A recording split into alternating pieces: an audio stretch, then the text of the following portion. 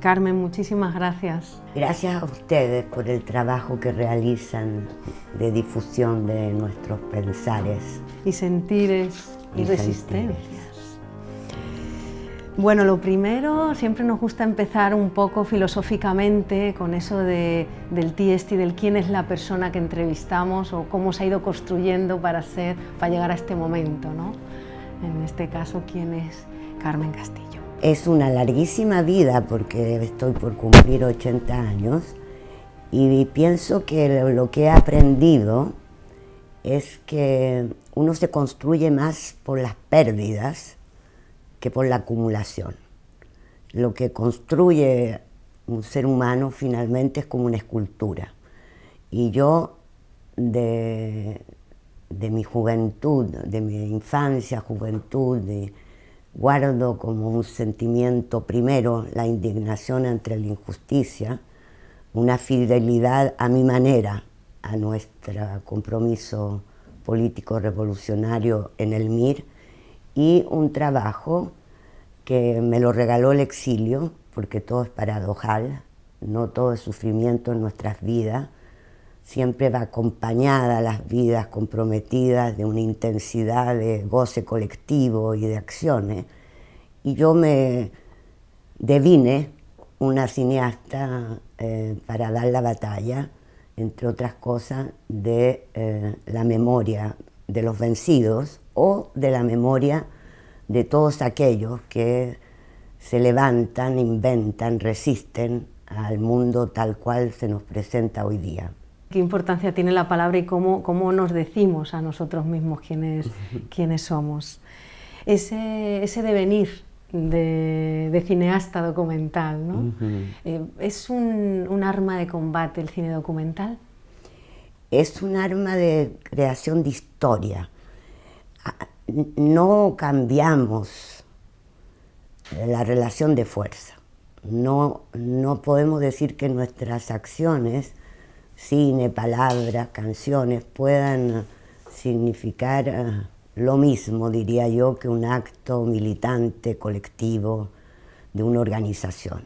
Pero aportamos para poder tratar de emanciparnos, de aprender y de emocionarnos con las luchas actuales o pasadas. Entonces, humildemente diría que es un trabajo, sí, para contar, mostrar, sin Biblia, no de una manera impositiva, sino mostrar los cuerpos, el alma, el espíritu, los pensamientos, los sentimientos, como decía, de todos aquellos que no solo resisten, inventan otros mundos en medio de este mundo. Y esa sería nuestro aporte, ¿no? Pero no lo confundo con la militancia activa, no.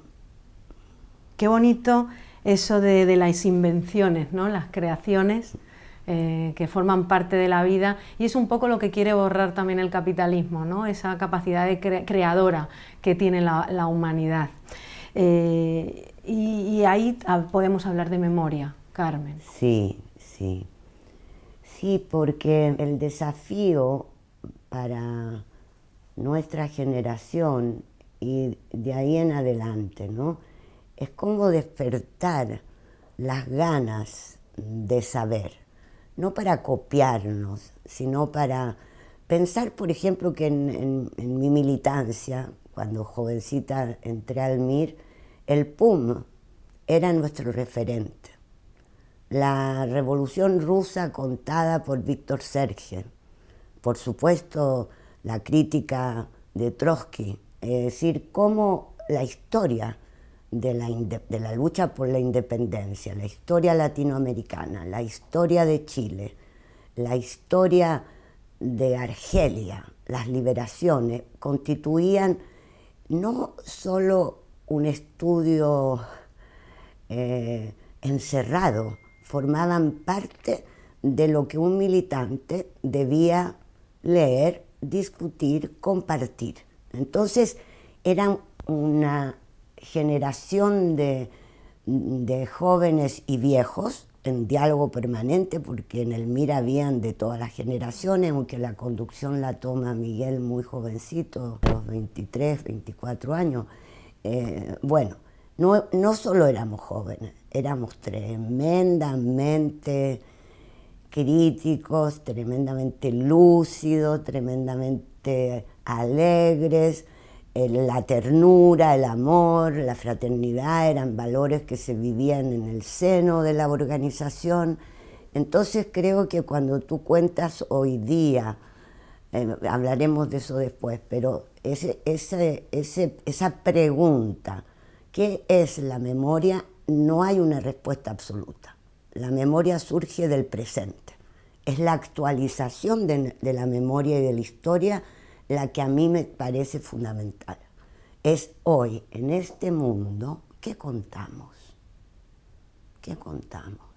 ¿A dónde vamos a pesquisar, buscar, intentar mostrar para que los presentes, las personas, los jóvenes, y no solamente los jóvenes, se reencanten y piense que la fatalidad no existe en la historia, que siempre existen las sorpresas en la historia.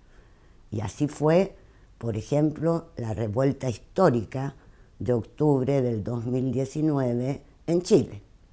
Una sorpresa total. Un corte del tiempo lineal capitalista y la emergencia y la creación de un pueblo. Entonces, es delicada la memoria. Es una batalla que no termina nunca. No tiene fin, porque es la batalla fundamental donde los poderosos tienen todas las armas.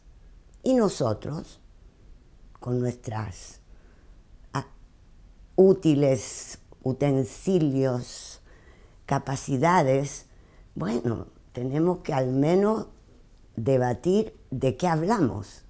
¿Qué es la prioridad en un momento dado para abrir una brecha y dibujar un horizonte? Abrir surcos en el horizonte por donde colarnos. Para pensar un futuro consciente. Si el problema no es la esperanza no se pierde nunca. Es constitutiva, se mastica la esperanza. Imagínate el pueblo palestino, los gazaouí hoy día, en la desesperación más absoluta, mastican una gota de esperanza, una pizca. Entonces el problema no es ilusionar, es descifrar las fuerzas de los poderosos, descifrar el mundo en que vivimos y nosotros llegar en colectivo, en equipo, con la amistad. La amistad me parece a mí que es el zócalo que hoy hay que defender para lograr entre amigos debatir, como lo hacíamos en los años 70, debatir, decidir democráticamente, démosle para acá, démosle para allá, y buscar crear y no solo resistir. Resistir es crear. En ese camino por reencantar a quienes nos escuchan, de quienes nos rodeamos, tenemos para ello que ir atrás a la memoria, y nos parece muy importante rescatar esa experiencia chilena de la Unidad Popular. ¿Qué papel jugó en la historia de Chile? ¿Qué papel juega en la historia de Chile y en la historia de las luchas por la dignidad? Los 1000 días del gobierno de Salvador Allende y lo que antecedió, la propia victoria, es un momento histórico revolucionario, disruptivo, fundamental. ¿Por qué hay que estudiarlo? Comencemos por decir que Salvador Allende era un demócrata que buscaba realmente una sociedad socialista por la vía pacífica. El Chile, la revolución con vino y empanada, él hasta el final, y al darse la muerte voluntaria en un acto político consciente fundamental, tacha de sangre la dictadura y los poderosos para siempre. Pero a 50 años de su muerte, ¿qué tenemos que recordar? Tenemos que recordar que esa experiencia de democracia socialista era un éxito desde el punto de vista económico, desde el punto de vista de un pueblo organizado, consciente, alegre, que todo iba bien. Y como todo iba bien, y hoy día ya creo que es conocido que desde que fue elegido y antes se organizó desde el gobierno americano la contrarrevolución, porque la experiencia de Salvador Allende no podía ser victoriosa, iba a desparramarse en toda América Latina y en el mundo. Por esa razón, porque es una experiencia extraordinaria, donde estábamos realmente ganando. Aún hoy los economistas reconocen que desde el punto de vista económico era un éxito, que ahí es por donde atacan, porque el bloqueo, en fin, no voy a contar en esta entrevista la larga experiencia de los 1000 días. Salvador Allende era un pedagogo, no era un populista. Y al respecto a lo mejor discutiríamos, pero a mí me parece fundamental ver en ese hombre que dialogaba con el obrero, la campesina, la pobladora, los jóvenes, de igual a igual. Compañero presidente no era algo populista. Compañero presidente era así como lo vivía cada persona del pueblo. ¿Por qué? Porque desde que Salvador Allende inició el proceso de reconstitución del Partido Socialista, entre paréntesis, marxista, y hasta la llegada a ganar las elecciones y asumir el gobierno, Salvador Allende le enseñaba, iba a cada rincón de Chile, conversaba con todas las personas, comía, tomaba té, se movía en un tren, después en un bus, después para allá, después en plena Unidad Popular, cuando hubo una represión en una población, fue directamente a hablar con los pobladores. Él no había miedo, había un diálogo permanente. Él enseñaba al pueblo, educaba, pedagogo, no demagógico. Fundamental. La inteligencia política de ese hombre y la nuestra, hablo de el MIR, de comprender que el pueblo quería a ese presidente y nosotros, como izquierda revolucionaria, dar libre curso a votar o no votar. Yo voté, todos mis amigos, compañeros militantes votamos, participamos en las mesas, es decir, sin dogmatismo, ese presidente, el pueblo lo quería. Segundo, ese presidente estaba amenazado desde el día en que fue electo, antes de asumir. Nosotros teníamos un aparato de información excelente, teníamos militantes formados, disciplinados. ¿Qué hace Salvador Allende? Nos llama para asegurar su defensa, para asegurar su seguridad. Y se crea el grupo de amigos personales del presidente. Cuando asume el gobierno, le propone a Miguel Enríquez ser ministro de la Salud y Miguel le dice doctor, porque le llamaba doctor. Doctor, no es mi rol, yo me mantengo en nuestra trinchera y vamos a trabajar para construir y crear el poder popular, y con ese pueblo organizado vamos a defender las conquistas del gobierno. Si el MIR no hubiera tenido esa política, Salvador Allende no resiste los 3 años, y él lo sabía. Él sabía que ese pueblo que cada vez iba sumando y sumando y sumando a pesar de la propaganda, a pesar del boicot, a pesar de la escasez, a pesar, crecía, y en marzo del 73 subieron en las elecciones tanto los porcentajes que se lanzó la estrategia del golpe. El golpe de Estado en Chile, Vanessa, es el golpe más brutal contra una experiencia que habría abierto al mundo una posibilidad de vivir de otra manera y no la que estamos viviendo hoy día.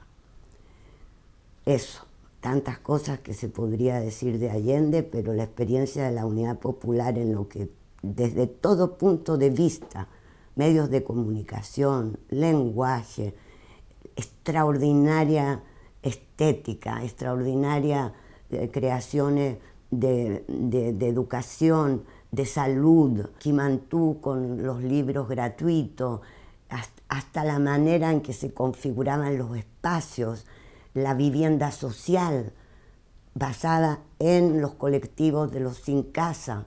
O sea, todo es una experiencia que hay que estudiar. Y yo diría que hay que estudiar esa experiencia y conocerla. Y no hay, por el momento, hay bastantes libros en la editorial LOM, pero habría que fueran traducidos, que se distribuyeran en España, porque hay allí un tesoro de enseñanza, no para copiarla, pero para que se vea que sí es posible y cómo se hizo. Y lo segundo, a mi juicio, es fundamental, es la política de alianzas del MIR y la práctica del MIR. Es decir, el MIR podía tener palabras, discursos, pero ¿qué praxis?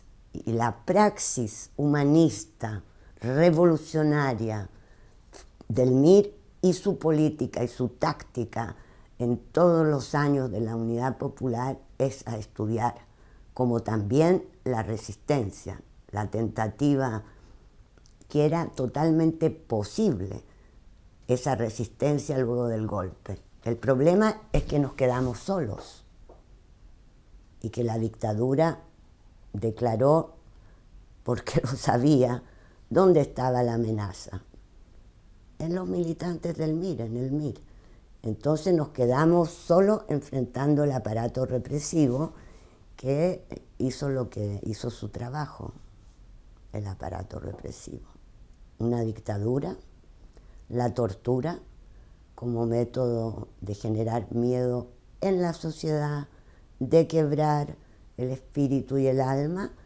Y el gran problema, si volvemos a la memoria, es que no hemos hecho ningún trabajo para que el pueblo que sufre hoy, ese sujeto social de hoy en el planeta, frustrado, dominado por el consumo, individuos, con miedo a todo, ese sujeto en Chile no hace la conexión entre la tortura y lo que vive, entre el golpe de Estado y las colas en los hospitales, la carencia de salud, los no derechos sociales, los problemas que tiene en la educación, la comida, etcétera, etcétera, etcétera.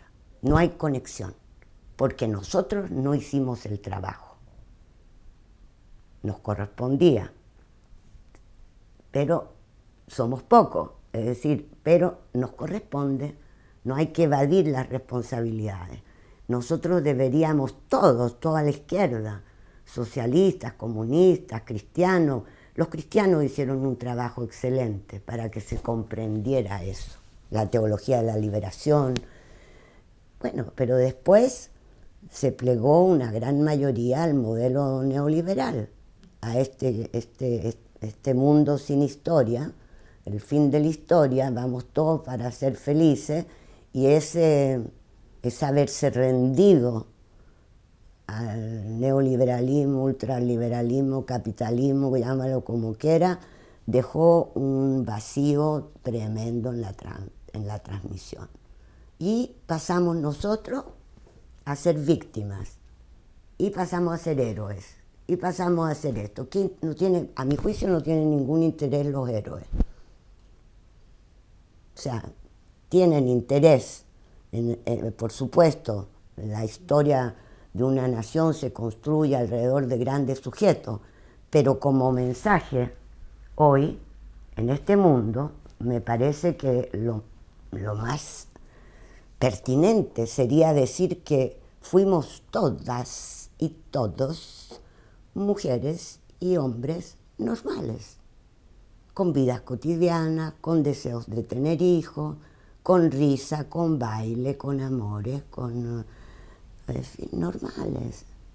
Nos gustaba cocinar, a Miguel le gustaba cocinar, le gustaban los niños, en fin, éramos normales. Y ese hecho de que toda persona puede decir no, ya basta, y puede comprometerse en un proyecto, a mí me parece lo más necesario de hacer hoy día. Desde esa normalidad, Carmen, es que hay que definir a Miguel y al MIR, ¿no? Por supuesto, por supuesto. El MIR es una organización que tuvo una historia corta y que al momento del golpe era una breve historia, pero nuestro equipaje, hay que pensar quiénes eran esos jóvenes, ese grupo de amigos y militantes que se reúnen, entran al MIR, que había sido fundado el 64-65 por una pleyada de diferentes corrientes. Ellos entran dejando el Partido Socialista, los comunistas, los anarquistas, los cristianos, mucha presencia cristiana con Clotario Blest, que explica muy bien la manera de ser mirista, y luego aquello que decía hace un momento, en las unidades del MIR al inicio, era obligatorio no solo leer la historia, no solo leer el marxismo, el leninismo, el trotskismo, sobre todo Guevara, en fin, etc. El Che, también era obligatorio ir a ver una película a la semana, aprenderse un poema de memoria y leer una novela. Es decir, confluían en los militantes del MIR una formación muy, muy iconoclasta, muy amplia, en donde el pensar, el escuchar al campesino sin tierra mapuche nos llevó, en una época donde no había conciencia de la especificidad de la lucha indígena, a hacer los primeros periódicos, hojas de difusión en Mapudungún. ¿De dónde surge la política de la corrida de cercos? Famosa frase de Luciano Cruz. Una corrida de cercos de la cordillera al mar, la toma, ¿no?, de tierras, de los fundos, de las haciendas. Surge del diálogo con los campesinos sin tierra, no es una invención de la dirección. ¿Cómo surge el hábitat en la población Nueva La Habana? Surge con ellos, con esas familias, con esos niños. Es decir, hay una permanente atención a lo que se está sintiendo, a lo que el pueblo, las personas pueden en un momento determinado hacer o no hacer. ¿Por qué el MIR no es un aparato militar cerrado? Porque no corresponde. Todos los militantes del MIR están insertos en los frentes sociales. De lo que se trata es de crear el poder popular. También teníamos nuestras formaciones de cuidado, de seguridad, pero no era eso para nada lo que determinaba esa organización. Es una organización revolucionaria muy particular en esa década en América Latina. Sí, ha quedado así vista y por eso es importante recuperar quién era, ¿no? Miguel y Elmira, habéis hecho un trabajo a los 50 años, una cantata. Cuéntanos un poco esa idea. Sí, porque se nos presentó como se debería haber presentado a la izquierda en general, como recordar a Allende. En vez de recordar la muerte de Allende y otra vez la represión y todo, habría que haber recordado lo que hizo Allende, quién era Allende, ¿entiendes? Eso, la política, la unidad popular, por frentes, por sectores, por tareas. En el caso de los 50 años de la muerte en combate por la vida de Miguel, porque eso es muy importante. Miguel Enríquez resiste casi 2 horas solo contra el aparato militar de la DINA para vivir él, su mujer y su niño, su bebé, porque yo estaba embarazada. Resiste para vivir. Y logramos, luego de 10 años de trabajo con el ministro en visita que seguía la causa, la sentencia final sobre el asesinato de Miguel Enríquez determina que hubo crimen y que la resistencia armada fue legítima, porque sabíamos que venían a matarnos y había que resistir. Esa sentencia no se conoce, pero es fundamental, porque crea al fin los terroristas, todo el cuento, el relato de los vencedores hasta el día de hoy es Miguel Enríquez un terrorista, todos nosotros terroristas. Bueno, allí se reconoce Miguel Enríquez, médico, neurólogo, apasionado de música, de esto, lo otro, en esa casa en la calle Santa Fe, combate para vivir. Ya. ¿Qué hacíamos nosotros a 50 años de su muerte?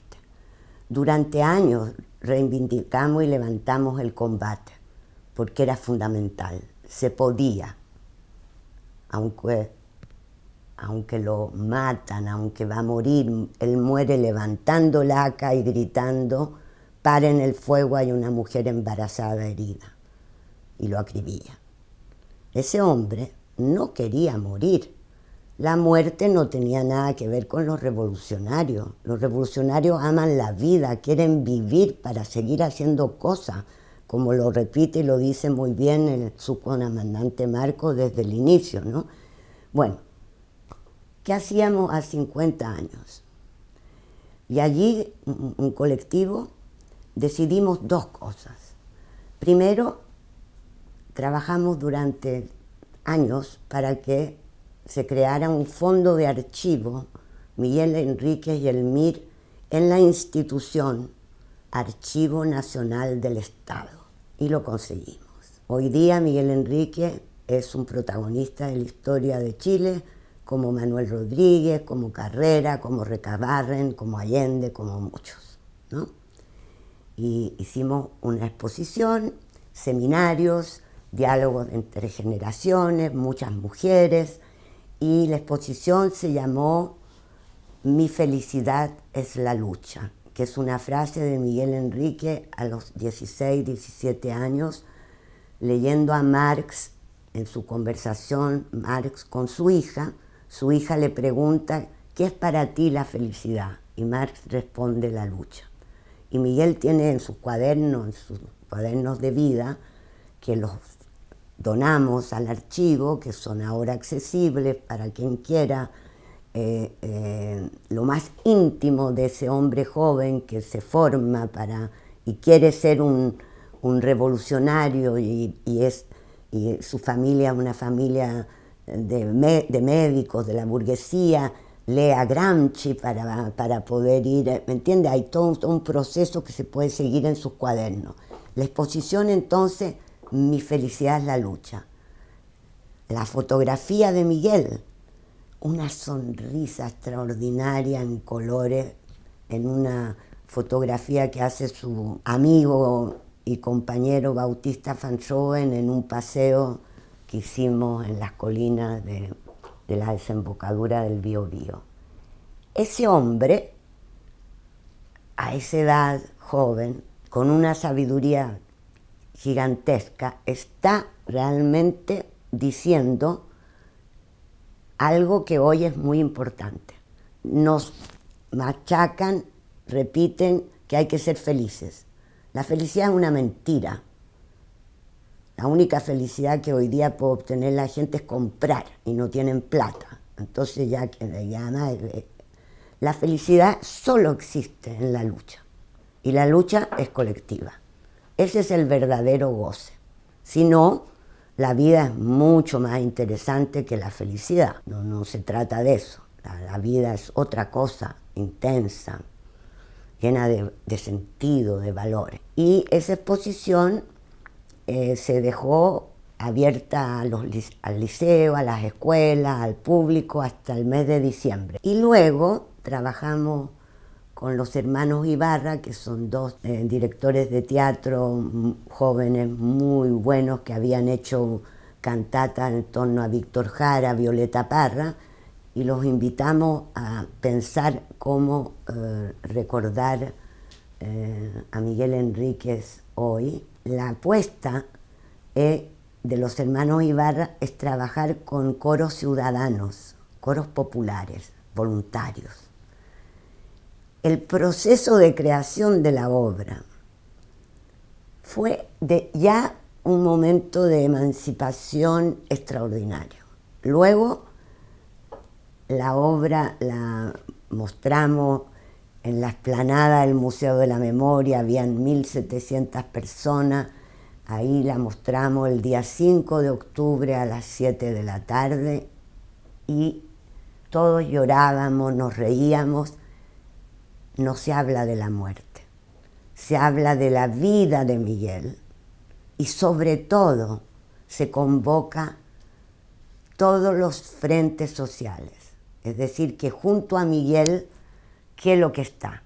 Está el movimiento campesino, revolucionario, mapuches y otros. Está el movimiento de pobladores revolucionarios. Está el Frente de Trabajadores Revolucionarios. Están los discursos de Miguel en Lota.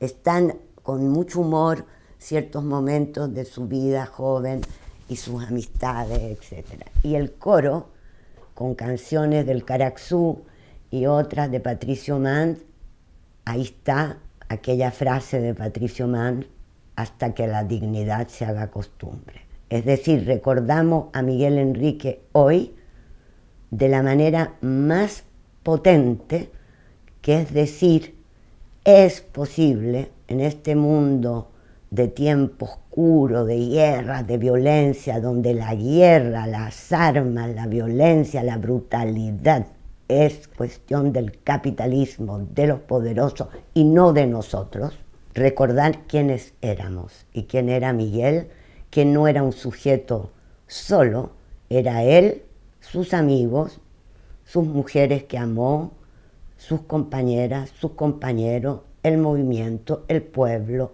en fin. La cantata la puedes encontrar en YouTube. Ahí vamos a buscarla y compartirla con quienes vean. En un documental, Calle Santa Fe, preguntas, ¿lograron los militares borrar todo?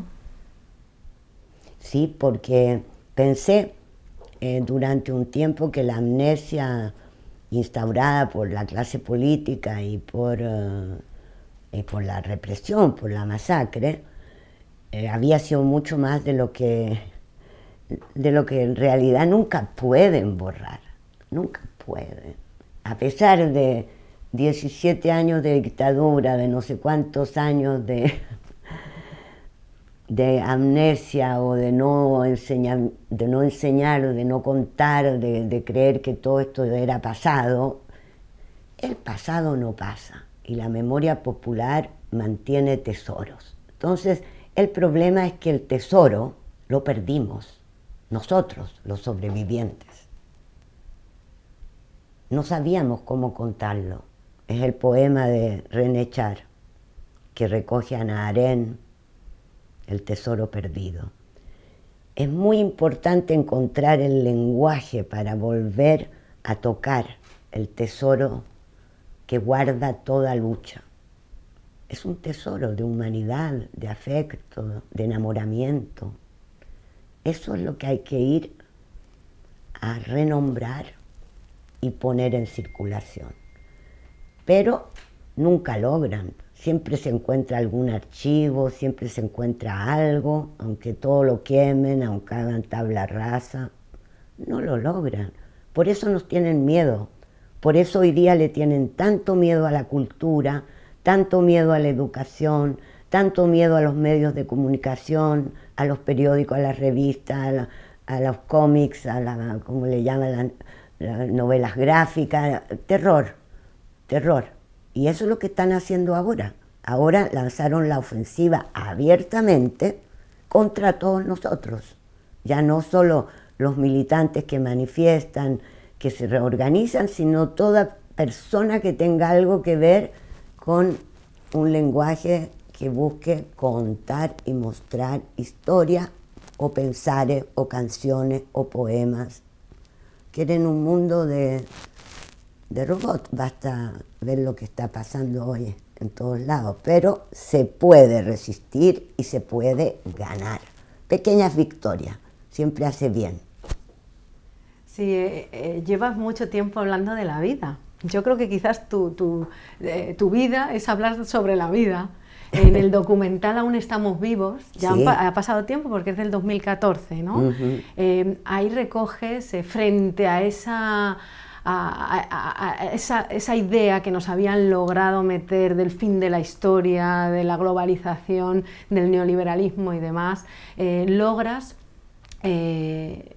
posicionar algunas de las luchas más importantes. A día de hoy, ya en 2025, ha pasado tiempo de aquello. ¿Cuáles serían las luchas en la actualidad que iluminan y alimentan la esperanza, la vida, ese modo de contar y esa necesidad de hacer memoria? Creo, Vanessa, que como me enseñó João Pedro Estedil del movimiento Los Sin Tierra, las olas, ¿no?, de las luchas. Este periodo es difícil, y en este periodo difícil recordar en Chile, por ejemplo, y difundir lo que fue la revuelta histórica de octubre del 2019 es fundamental, porque no se esperaba nada y irrumpió, y allí hubo una poética, allí se creó una dinámica, se juntaron las generaciones, el pueblo se constituyó en medium, se despertaron los muertos, las canciones de Víctor Jara,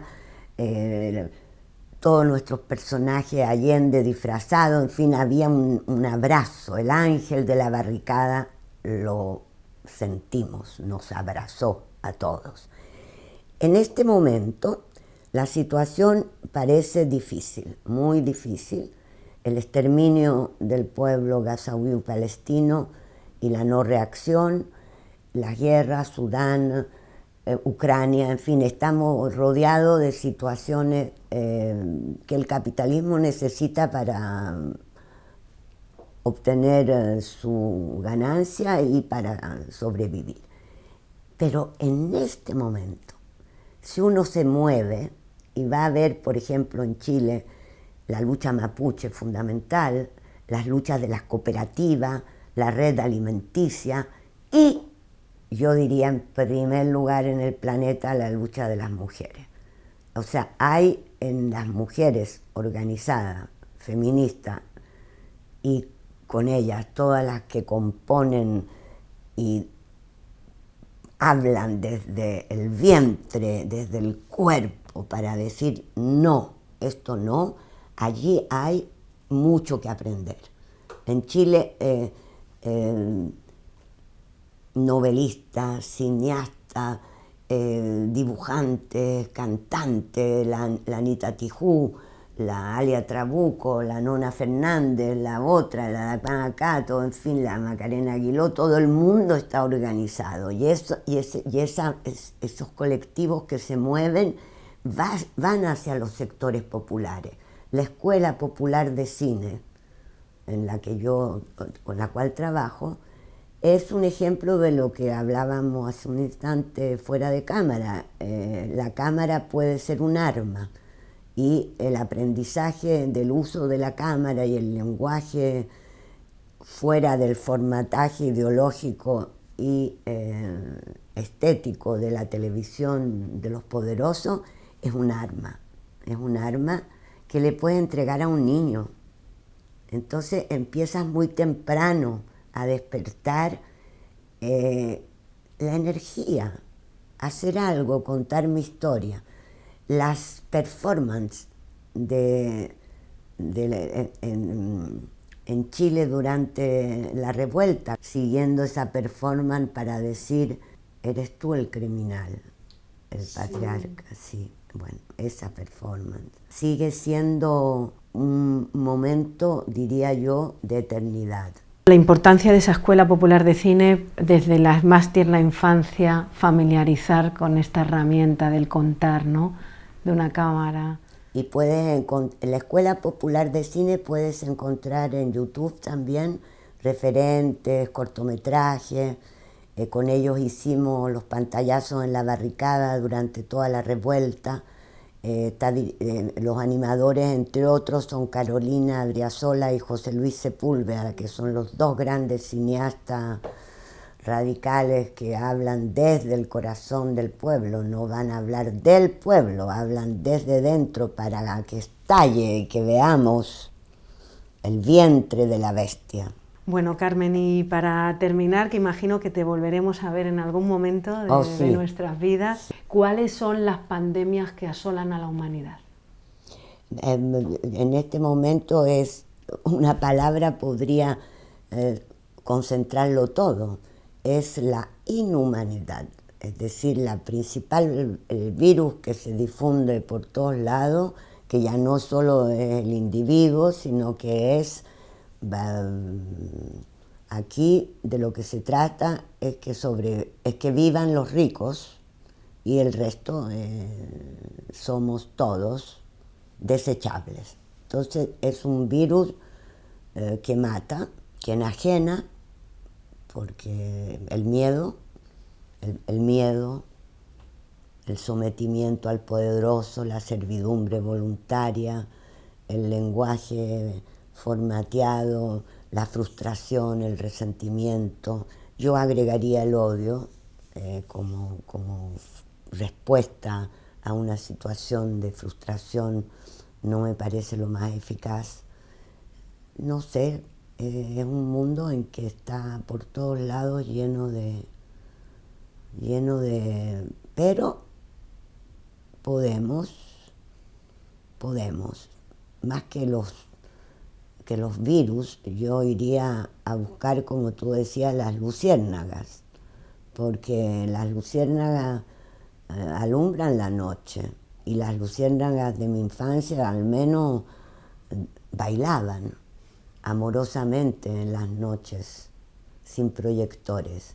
Y eso existe en colectivo, existen maneras de vivir al margen, pero atención, para todos, estamos todos contaminados, porque todos vivimos en esta sociedad, no hay pureza aquí, no existe nadie puro. Mantenerse con una contaminación baja o luchar contra la contaminación es saberlo.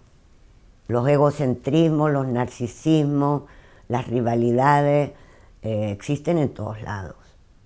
Yo gano, yo necesito, es decir, eso existe en todos lados. Entonces no repitamos al interior de nuestros movimientos comportamientos típicos y productos de este sistema. Eso es hacer la gimnasia de la fraternidad todos los días, cuando no es el tiempo de la fraternidad. La fraternidad, importante.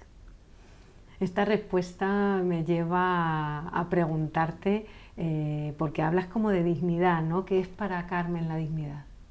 La dignidad es algo muy simple, que deberíamos todos tener.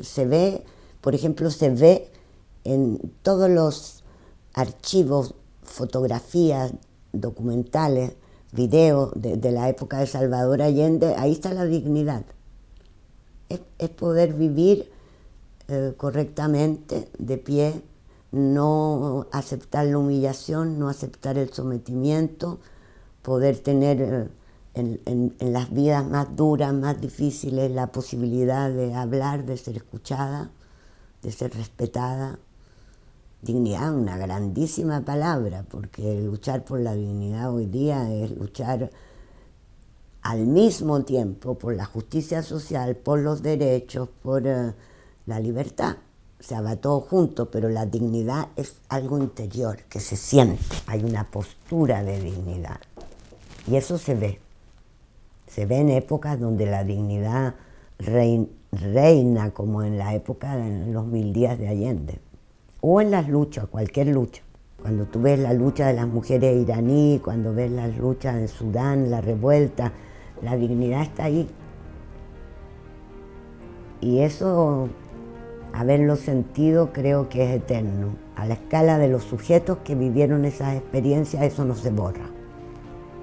Pueden replegarse, pero no se borra la experiencia. Damos al pause y hasta la próxima. Sí, gracias, Vanessa.